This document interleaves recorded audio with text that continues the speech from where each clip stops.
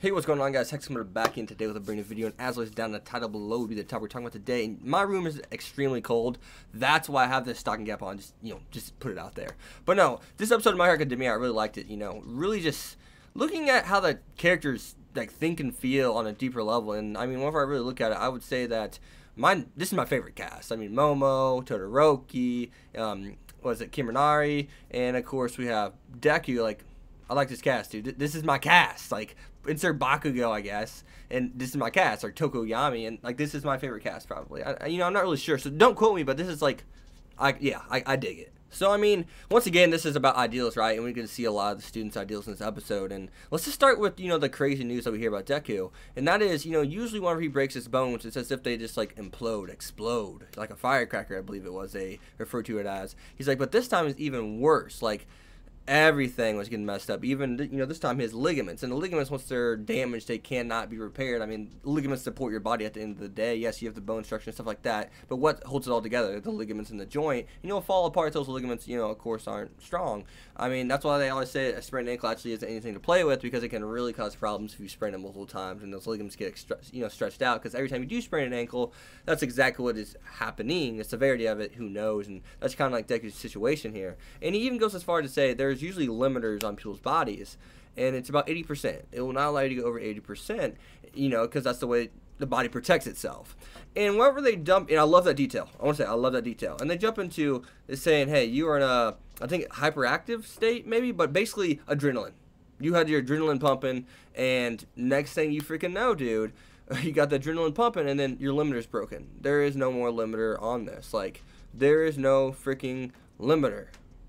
And you went over 100%. You went, you went over 80%, and I mean, you're not ready for that. I mean, your body took damage because of that. So that was something that was really cool to see. I mean, especially just that adrenaline rush, because he does refer to it as, it's kind of like a mother whenever she picks up a car, off of her, I think, baby, he said. So I mean, that's just crazy to think about. And yeah, I mean, crazy stuff like that happens whenever we get that adrenaline, that sense of survival, or that sense of I could possibly die here. We kind of just go to a whole nother level that we can never obtain unless we're in those dire situations. And that was really cool, really great detail. But it also does say, 2 or 3 more times, Deku. If this happens 2 or 3 more times, you're not going to be able to use your arms, possibly, dude. Like, you're not going to be able to be a hero. Like, you are not going to be able to use your arms. And that's something that really strikes you. Because, one, he's beat up right now, and they say he needs to do some, rehabilitation. And look where he's at. He's at the villain hideout. So, right now, it could be the next time. And then he has 1 or 2 more times left. Like, literally, after this time, possibly he could be put in a situation to where the next time you do something stupid or do something silly or go too far, you're done, buddy.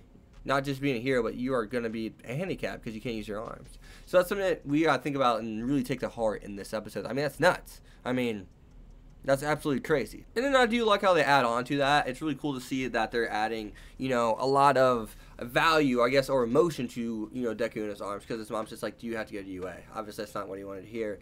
And Iida, I mean, Iida, the way they played into this with Iida's, I guess, perspective and or his thought process of saying, hey, I'm the representative of our class. Like, I'm supposed to lead the troops. I'm supposed to gather the troops, get them all on the same page and stuff like that, and make sure everyone's doing what they got to do. And look, if it kind of makes me look bad in a way, and it kind of makes me look like I don't care because you're doing whatever you want, and I'm not keeping tabs on you and keeping getting a hold of the teachers. And now he's going with them, so it really makes you wonder, because it's just there's something that will happen to immediately after this, and it's something that Todoroki said. But 1 second here, he refers to Deku saying, "You think I don't care? Like, have you thought about how I feel? Whenever I saw you in that bed, it reminded me of my brother." And he mentioned not being able to be a hero anymore, not being able to use like certain limbs per se, and that carries weight, because then it's kind of like, yeah, he's like, whenever I looked at you, I saw my brother in his bed. So that's pretty nuts. And going back to the ideals, it's something that carries a lot of weight. Todoroki says they're selfish. He's like, we're selfish, right? And it makes me ask the question to you guys, are they selfish? Are they truly selfish for trying to save someone they want to save? Someone that was just a dear friend of them, a classmate, someone that they've been going through things with for a few months now. And Deku, a few years. They went to high school together before UA, right? Or junior high, whatever it may be. And whenever you look at that, it's something that carries a lot of weight, because it's just like, are they truly selfish? And it makes you wonder. They could leave to the heroes. And makes you say, yeah, I think they are truly selfish because they are putting their own thoughts, whether it's right or wrong is a different story, but they're putting their own ideals out before the rules. And that's something that, yeah, sure, it is selfish. Yeah, sure, a lot of your, friends didn't want you to go. Yeah, sure, the heroes could handle this. But is it wrong? That's the question I'm going to leave for you guys. It may be selfish, but is it actually, wrong? And then, of course, we have Bakugo at the very end, man.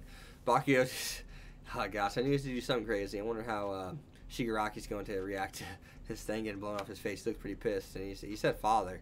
He did not look happy, to say the least. So, looking at that, what do you guys think is going to happen with Bakugo? And, well, now that Deku and them are, just getting there. So, what's next? What's next? Because I heard some big, major things. I mean, you saw the title drop at the preview? All for one? I guess it's time. So, as always, guys, be sure to leave a like, comment, subscribe, follow on Twitter, X25. See you guys next time. Peace. Thanks for watching, guys.